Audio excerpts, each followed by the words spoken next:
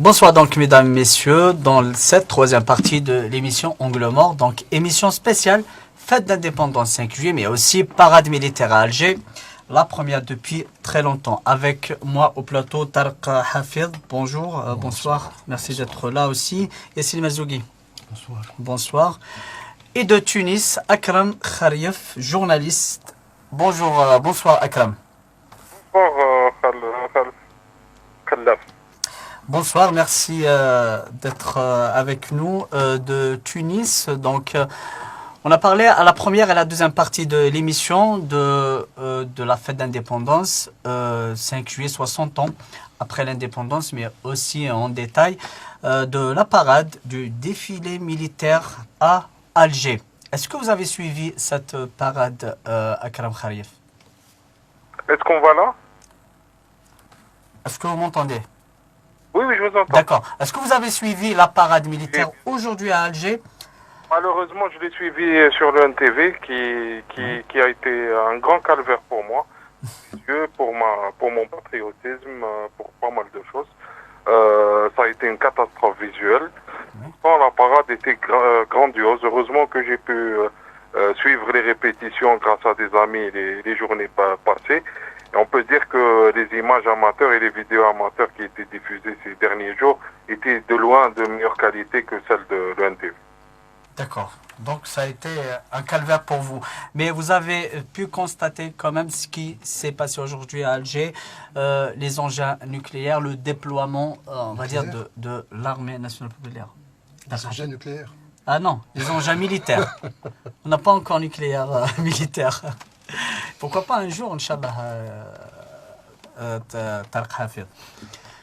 Alors, Akram Kharif, quelles sont vos premières impressions? C'était une parade grandiose, C'était une parade grandiose à la mesure des grandes parades des grands pays, à la mesure de la parade de Moscou, de Pékin, de Paris ou de... Je ne sais pas, donc c'était une très très grande parade. En plus, Alger a cette particularité que c'est une ville ouverte sur la mer, donc on a pu en plus avoir une parade maritime, ce qui n'est pas le cas des capitales que j'ai citées précédemment.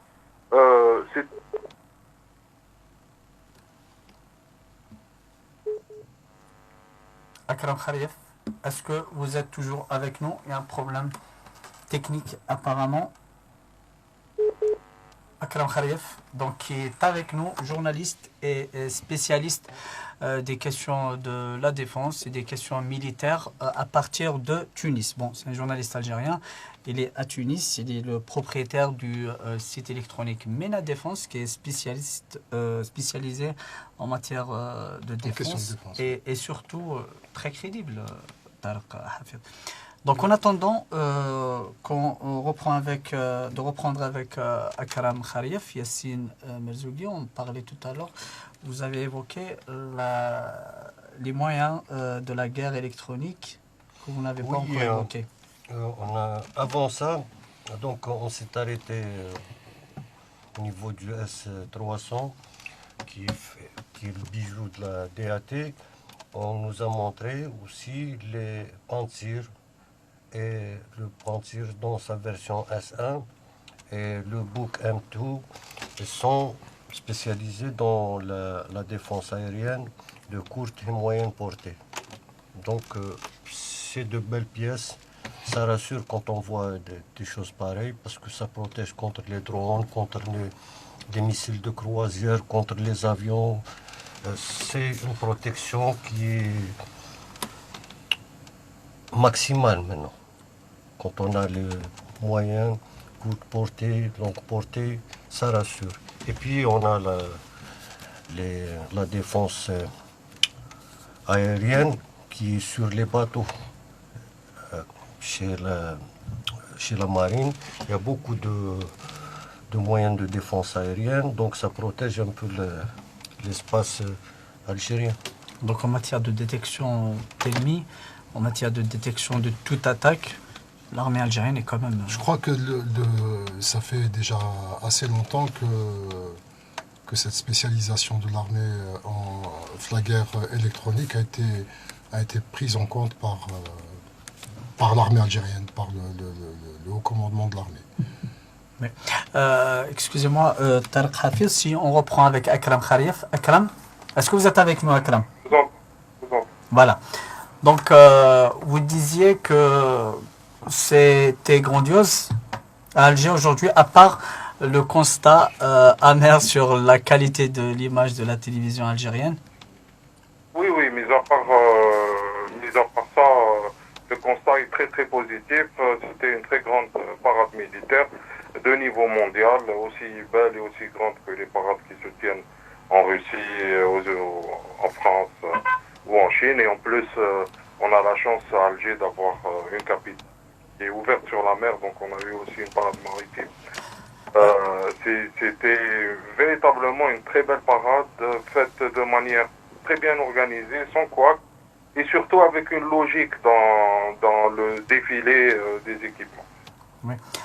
On parle aussi de beaucoup d'engins militaires, beaucoup de nouveautés exposées aujourd'hui à Alger, à Karam. Il y en a eu quelques-unes. Il y a eu beaucoup d'absents aussi en termes d'équipement. Par Mais exemple, il y a eu quand même. Qu'est-ce qui a été absent? Il y a eu beaucoup d'absents en équipement. Il y a eu le missile balistique qui était absent. Il y avait le missile supersonique chinois YJ-12 qui était absent. Il y avait le S-400 qui était absent. Il y avait beaucoup. Il y avait le véhicule Boxer qui est fabriqué en Algérie en plus qui était absent. Il y avait le Karachokha qui est le principal système de guerre électronique qui n'était pas là. Beaucoup de systèmes de guerre électronique n'étaient pas là justement, j'imagine, pour des raisons de sécurité. Mais il y a eu aussi quelques nouveautés, comme par exemple le BMP-T62 qui est une innovation locale où l'Algérie a récupéré des vieux tanks qui étaient mis en réserve et qui ont été transformés à très très bas prix localement pour en faire des véhicules d'appui au feu. D'accord. Vous avez... Oui, Akram, donc tu confirmes que en Algérie, l'Algérie s'est dotée du S-400. Ah, je n'ai pas parlé au nom de l'Algérie ou de l'armée algérienne pour affirmer. Non, comme journaliste, si vous avez l'info. Le S-400 est en Algérie depuis pas mal d'années. D'accord. Enfin, de toutes les manières, l'Algérie continue à recevoir des S quelque chose, alors que la production de S-300 est à l'arrêt depuis 4 ans. Donc, voilà. D'accord. Et qu'est-ce qui vous a marqué, Tariq Hafiz, Akram Kharif, toujours dans cette parade militaire? On parle toujours d'engins, que ce soit aériens, terrestres ou maritimes. Le plus important de cette parade qui a été totalement bâclée par le NTV, c'est la dernière sortie, le dernier survol du MiG-25. Ouais. C'est un événement aéronautique mondial que tout le monde attend, tous les spécialistes aéronautiques l'attendent. C'est la dernière fois dans le monde qu'un MiG-25 militarisé survole, fait un survol militaire avant son retrait. Et c'est véritablement un très très gros événement que j'aurais aimé vraiment vivre. Ouais. Yassine Merzougui? Oui, moi personnellement, je suis déçu par même les images montrant la marine, c'était des images très loin. Ils auraient pu prendre une embarcation et montrer des images plus nettes. Donc c'est une déception aussi bien dans l'air que pour la marine. Oui. Akram Kharif, quel message peut-on lire à travers cette parade d'aujourd'hui? Mes deux invités parlent surtout d'un message destiné aux voisins de l'Ouest, pas particulièrement, mais entre autres. C'est très simple, là, le présentateur militaire a utilisé un terme incroyable, là. Il a dit Nadarb l'adou fi mu'akhiratihi. Donc je pense que c'est suffisamment imagé. D'accord. C'est un double sens. Non, bon, un seul sens.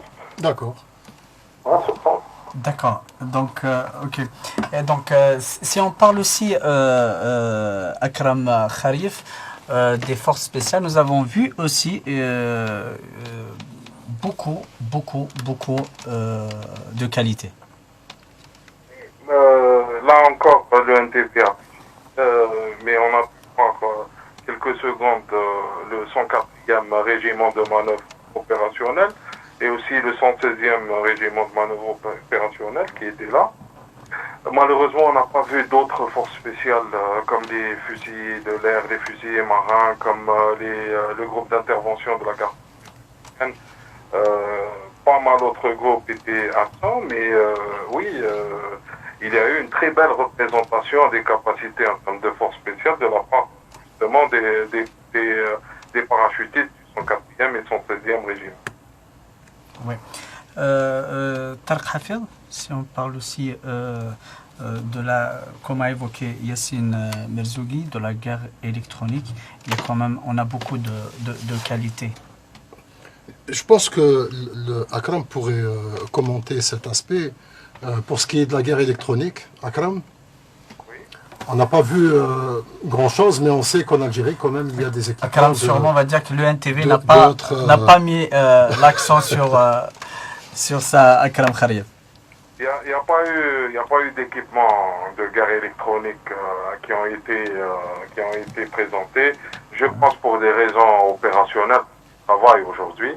Ouais. Ce sont vraiment des équipements sensibles, mais l'armée algérienne en est dotée, et en plus elle est dotée d'équipements qui sont redondants, donc de fournisseurs différents. On a tout aussi bien des équipements allemands que chinois que russes. Et dans le domaine des radars, on a aussi des équipements américains. Donc, pour vous dire que la redondance et l'esprit de redondance existe à l'intérieur de l'armée algérienne. Akram. Oui. Akram. Oui. Toujours Yassine. Alors, quand même, on a vu le CH3 et le CH4 et le Beechcraft 190D. Ça, c'est aussi, des fois, ils sont utilisés dans la guerre électronique. Oui, bien sûr, bien sûr. Même le MiG-25 là qui a survolé Alger, il fait partie d'un escadron de détection aussi. Oui. Akram Khariev, nous avons vu aussi aujourd'hui l'industrie militaire algérienne, beaucoup d'engins qui sont pas fabriqués mais montés en Algérie. Dans le cas par exemple du blindé Fuchs, on peut dire qu'il est fabriqué en Algérie parce que il n'arrive même pas en kit. Ce sont des plaques de tôle qui arrivent, qui sont découpées et fabriquées ici. Donc c'est vraiment de la fabrication. C'est à peu près la même chose pour tout ce qui est autour de Mercedes. Bon là, mais il y a aussi un peu d'innovation du côté algérien, dans le sens où certains équipements sont intégrés sur d'autres plateformes qui ne sont pas faites pour ça. Et c'est en ça la véritable valeur ajoutée de l'industrie militaire. Ce n'est pas de réinventer la roue ou de copier ou d'imiter, mais c'est d'utiliser intelligemment les équipements qui sont sur le marché et les intégrer ensemble pour obtenir le maximum d'efficacité. Oui, donc l'armée algérienne peut dire qu'à partir d'aujourd'hui, on peut parler vraiment sérieusement de l'armée algérienne, notamment en Méditerranée. Pas à partir d'aujourd'hui. Le processus a débuté il y a quelques années de modernisation et il va encore se poursuivre encore quelques années. Mais l'Algérie aujourd'hui sur le plan maritime ou aérien joue un rôle, un très gros morceau en Méditerranée occidentale et en Méditerranée en général. Est-ce que l'Algérie peut tirer son épingle du jeu, Akram Khariev? Comment ça? Est-ce que dans les conflits, par exemple les conflits régionaux, l'Algérie peut désormais jouer un rôle sur le plan militaire? Pourquoi pas? Puisque maintenant la Constitution, dans son dernier amendement, lui permet d'intervenir à l'étranger. Chez l'armée algérienne de combattre, l'armée n'existait pratiquement pas et elle a quand même gagné une guerre. Elle a fait 2 guerres israélo-arabes. L'Algérie, en tant que nation guerrière, elle pourra toujours sortir, se distinguer, sortir du lot. Mais aujourd'hui, l'armée algérienne est en train d'essayer de faire correspondre sa puissance avec une vision géopolitique sur la région qui serait plutôt en adéquation avec les perspectives futures qui sont du commerce avec l'Afrique de l'Ouest, l'Afrique centrale, etc. On a parlé, je peux lui continuer avec lui ou si vous Oui, avez bien des sûr, bien interventions. sûr. Akram Kharif, dans notre précédente émission Anglement, nous avons parlé de votre papier sur African Alliance, paru donc dans le MENA Défense. Donc, est-ce que African Alliance maintenant peut vraiment faire peur comme avant? Écoutez, African Lion est un exercice américain qui est organisé dans un pays du Maghreb. Ce n'est pas un exercice maghrébin, c'est un exercice américain. Donc, est-ce qu'il faut avoir peur des États-Unis? Je pense que c'est une superpuissance, c'est même la superpuissance mondiale. Oui, mais le fait qu'elle fasse des exercices dans ce pays-là ne transforme pas ce pays en superpuissance. Est-ce que ça change un peu la donne, notamment ce qui se passe entre l'Algérie et le Maroc? L'exercice en lui-même en est à sa 18e édition, donc il est antérieur à cela.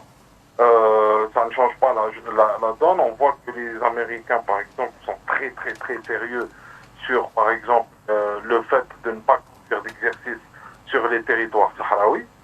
Ils le disent, ils l'affirment, ils le réaffirment. Donc ça veut dire qu'ils prennent beaucoup de précautions aux enjeux régionaux et locaux. Ils ont affirmé et réaffirmé à plusieurs reprises que cet exercice-là n'était en aucun cas une menace dirigée vers l'Algérie ou vers d'autres voies. Donc on voit que dans ce jeu-là, celui qui est en position défensive, ce n'est pas l'Algérie. Celui qui se justifie, ce n'est pas l'Algérie.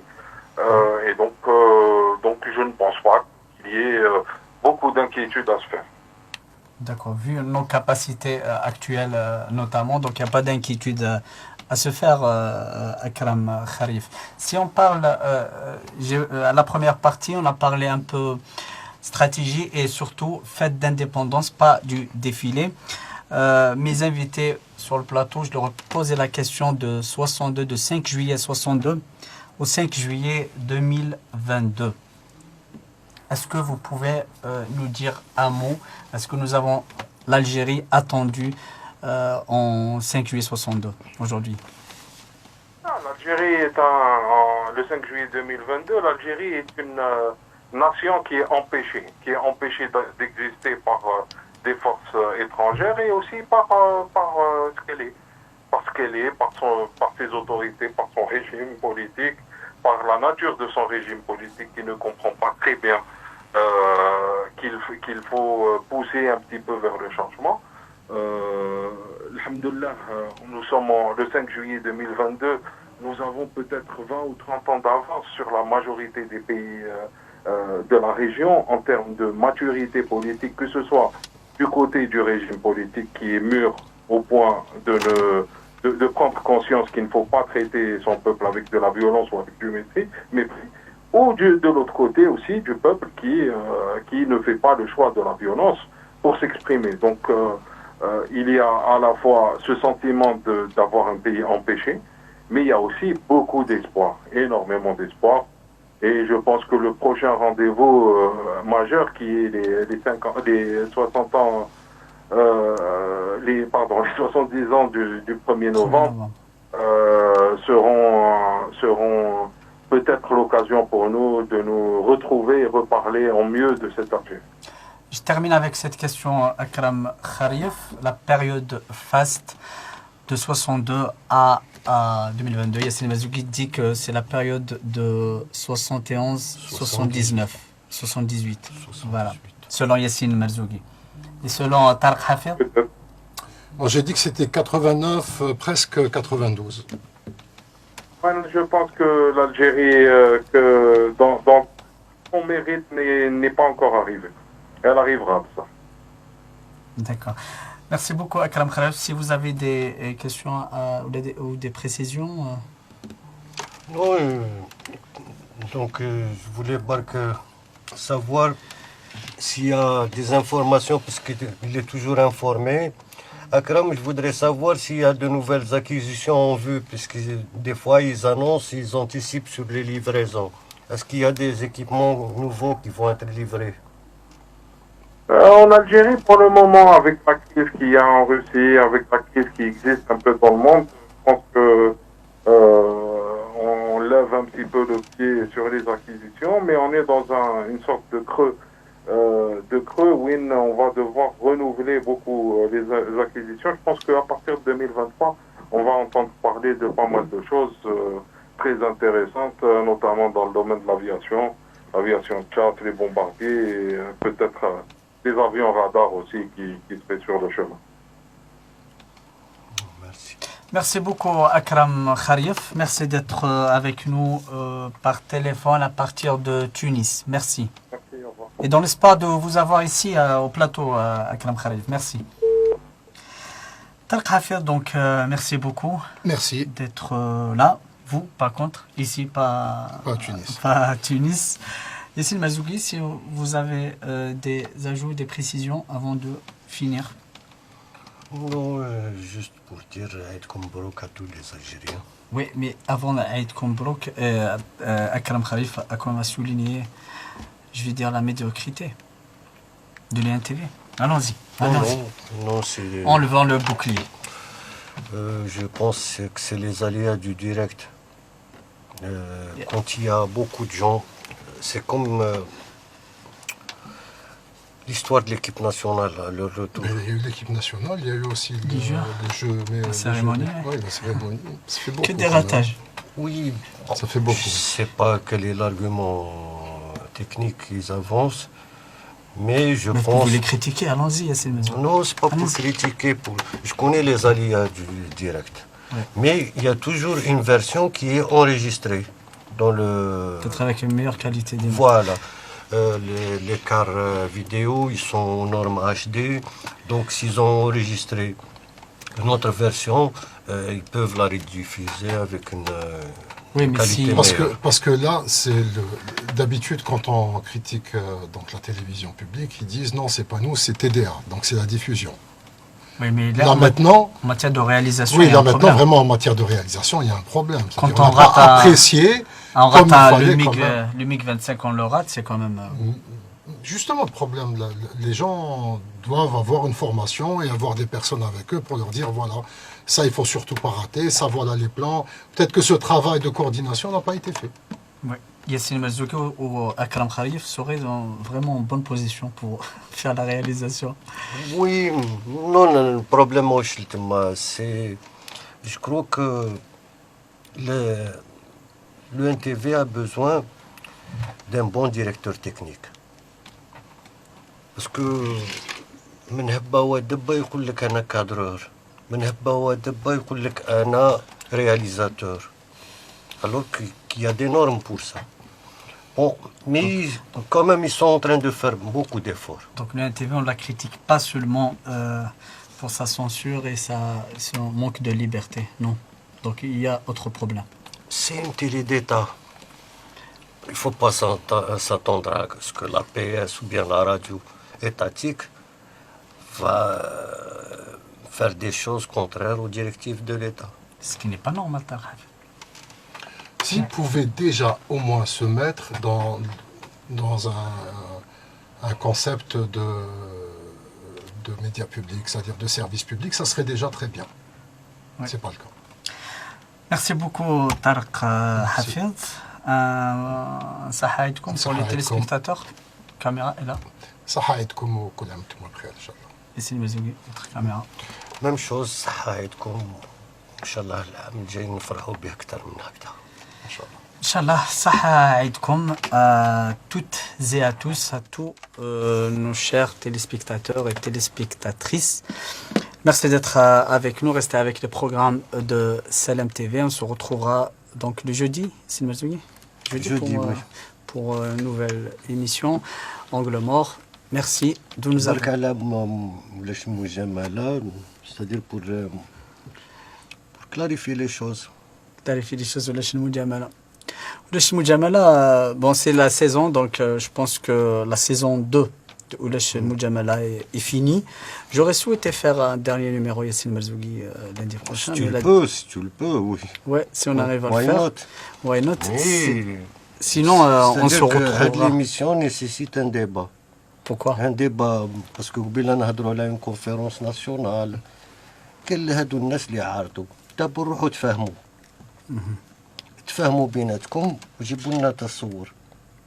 Oui. دونك الهضره ان كا كوم طابو يقول لك جيمري بيان تحكي لهم ان الشعب تقول لهم واش صرا بينك وبين طابو اكزاكتومون. J'ai raconté dans mon post, mon compte Facebook. يقول لك جيب لي j'explique. الديريكت ما تسونسورينيش. يقدر يقول الكلام هذا للجزيره Non, je pense pas. ويجيبوا له واحد اون فاس ليه ويمرمدوا ويسكت. مي كونت يساجي دو تيلي الجيريان كامل يديروا القرون. C'est vrai. Et il pousse les gens à les zapper carrément.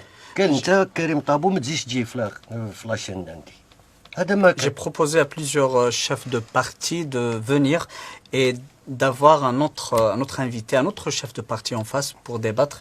Malheureusement, ils ont بصح refusé. كيعيطوا لهم فرونس 24 يروحوا Oui, يجريو. oui. هاك تعيط Oui. ماماهم. Même ils se mettent avec de simples militants. Pas avec, ils n'exigent pas d'être en Ils face d'un imposent des normes. parti un Ils chef de imposent parti. des normes لهنا inimaginables. Donc الحرية التعبير هذه ça a un prix. نقبل نكون en face de quelqu'un qui va me critiquer. نقبلها. Pourquoi pas, oui. Il partage pas mes idées. C'est son droit. Ils ont peur de la censure, Yassine Mazouli. ماشي censure. Salam ne va pas censurer. Je ne sais pas, je pense pas, je pense pas. Oui, انت جبت كي اسمه بوشاشي عطيت له ساعه هو يخطب علينا لهنا. c'est كاش vrai. واحد قال لك ما C'est تجوزوش. son droit. C'est vrai, oui. Bouchachi, Zobida Soul, Louisa presque toute Hanoun, l'opposition, Louisa Hanoun, Makri, Farsaoui, beaucoup de détenus d'opinion que j'ai reçus ici à l'émission Le Moujamala, beaucoup de détenus d'opinion. Oui, Juste à leur Hagda. sortie de prison, le lendemain, ils sont là. D'ailleurs, je les présente. سعيد بودور. Oui, Saïd Boudour. Donc Ils étaient très critiques, très virulents envers le pouvoir. mais de là aller imposer aux gens des normes كيما هكذا je vois pas. Si كون واحد فيهم يديرها مع لي زيترونجي هل نروح نديرو لك طابي روج. Oui. ونزيدو ندوك لو ان تي في تحكي واش حبيت. مي هكذا كي يعيطوا لهم القور يروحوا يتجاراو وكي تهدر معاه انت الجيريان Oui. يشوفك عبد واحد اخر ستادير كو لي نورم تاع جورناليست الجيريان وتاع فرونس 24 ماشي كيف. Oui. دونك سي بور سا الواحد يزعف وتقول هادو ما على باليش واش نقول عليهم. Seulement, il y a plus d'une année, quand j'ai lancé l'émission Lachil Moujamala à la chaîne Salam TV, que je remercie de m'avoir donné cette marge de liberté. Franchement, il faut le reconnaître, j'avais une marge de liberté assez conséquente. مي tu l'as encore. Oui, je l'ai encore. Mais seulement Khalaf Ben Hadda, seulement Salam TV, seulement Oulesh El Moujamala, c'était mon objectif. Mon objectif principal, c'était et c'est toujours. Il faut se rappeler تاني il faut dire ce qu'il en est. انا وياك كنا ندوزو في لاشين الحياة. Il y avait de la liberté. Aussi. Il Nous avons faut- exercé notre liberté. نو حنا شي كان قادر يقولنا يمشيو عليا. Bien sûr. Oui. Voilà. Des fois, on disait des choses qu'ils ne partageaient pas. Oui. Et franchement, il faut lui rendre hommage. Il nous faut lui laissait. rendre hommage. Hannachia Habt a Hanachi. fait au début beaucoup de choses pour les médias. Oui. Donc, des conditions, t'as كل واحد. C'est le climat qui a peut-être changé. Voilà. C'est Mazoui. Non, non, ماشي كليما برك العقلية. هاوليك انت chaque fois je t'invite à raconter la vérité sur Tabou. تخاف منه يزيد يعطيك طريحة مرة ثانية. C'est pour ça que tu caches la vérité. Non, Donc, je tu cache pas deviens- la- tu Complice. deviens complice. C'est pratique là. ما نخافش منه, j'ai pas peur. Seulement, je veux pas entrer dans des قلت considérations لك هار واحد politiques. يديك عند البروكورور ما حبيتش تروح. Ce que j'ai refusé. J'ai refusé catégoriquement Ah oui. qu'un homme politique soit inquiété par la justice à cause de moi, de Khalaf Ben Hadda, le journaliste. Mais Karim c'était Tabouk, j'ai interviewé. un plusieurs fois. récidiviste. Oui, Verhau. il a fait une erreur, mais seulement, j'ai pas peur de L'erreur. lui. J'ai pas peur de lui. C'est juste, je voulais pas. J'ai expliqué dans mon compte Facebook officiel. J'ai expliqué ce qui s'est passé, mais je voulais pas rentrer dans des querelles de coq. surtout dans des considérations politiques. Parce que ce que j'avais avec lui, c'était pas politique, c'était un dérapage de sa part envers ma personne. Donc, j'ai pas accepté. Seulement, si il accepte de venir à l'émission. Seulement s'il vient aller à l'émission au plateau, il est le bienvenu, Yassine Marzouki. Non. Pas du tout. France 24. Si on parle aussi brèche, on ouvre une brèche sur la liberté d'expression en Algérie. On est à 30e minute quand même. Nos excuses aux téléspectateurs. On parle de liberté d'expression en Algérie 60 ans après l'indépendance. Faites-vous qui êtes journaliste. Il y a beaucoup à faire pour revenir juste à la situation d'il y a quelques années. Et ça, c'est bien sûr... Nous sommes en régression, vous voulez dire? Bien sûr. Actuellement, sous la présidence... Même si, par exemple, ici, on est dans un espace où on parle avec beaucoup de liberté. Voilà. Mais ça, encore, comme le dit Yassine, c'est vraiment laissé à l'appréciation de chaque responsable de médias. Il y a beaucoup d'autocensure, et ça, c'est encore plus grave enfin, c'est aussi grave que la censure. Mais je pense qu'il faut faire très attention à ce qui est en train de se passer, parce qu'il y a beaucoup de journalistes qui sont en train de quitter ce métier pour faire autre chose. Il y a beaucoup de journalistes qui sont en train de partir d'Algérie pour aller travailler. Et des gens qui quittent notre métier pour faire du journalisme. Et pour faire n'importe quoi. Et il y a aussi... une entreprise de presse, c'est une entreprise économique, c'est-à-dire qu'il faut encourager les gens pour investir dans la presse. Actuellement, il n'y a plus personne qui veut investir dans la presse. Yassine Marzouki, si on parle 60 ans après l'indépendance de la liberté d'expression. Non, ça a traversé beaucoup de phases. Actuellement, quelle est la meilleure période en matière de liberté d'expression? Je pense que c'était... 89 et 2019. Vous partagez? Il n'y avait pas de professionnalisme. C'est-à-dire qu'un militant, c'est-à-dire le meilleur. هذاك militant فلان يقول لك non. C'est-à-dire qu'on avait des journalistes militants. Oui. La période hadique, on avait beaucoup perdu sur les normes du professionnalisme. Donc c'est un peu ça. Pendant la période qui faite, on a vu le fils de Gaël Salah qui est un journal, on a vu un footballeur Majal qui est un journal. Donc toutes les tendances sont là. Chacun a le droit de constituer... Mais Tchine avait 2 journaux. Aussi, oui. Non, c'est un droit. Chacun peut investir dans la presse. Mais de quelle manière? C'est là la question. La période faste de la liberté d'expression. La liberté d'expression. Il va le dire, Boumdine. Non. Il va le dire. Non, Boumdine, quand la liberté. Mais c'était en interne. C'était des courants. Le débat sur la Constitution.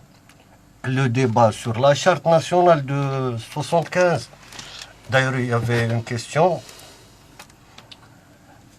qui est restée sans réponse. Est-ce que nous sommes ou la Umma? Est-ce que nous sommes un peuple ou bien une nation? Je vais la Charte de 75, il dit que le Jazaïr Chab ou Umma. Et par la même occasion, je dois saluer celui qui animait le défilé militaire, parce que عاود فكرنا بالبوام نتاع عمر برناوي ربي يرحمه. سي ان غرو مسيو اللي راهي مفوق دركا من اجلك يا وطني اللي دارها سي فريمون كوستو. Je le remercie beaucoup pour avoir pensé à عمر ربي يرحمه. من أجلك عشنا يا وطني نفدي بالروح أراضينا. Tarek Hafid, merci beaucoup. Merci à vous. Yassine Marzouki, merci. On se retrouvera jeudi. Seulement, je finis sur ce que j'ai commencé tout à l'heure, que Oulash El Moujamala, je l'ai entamé ici à Salam TV parce que j'avais ma liberté surtout.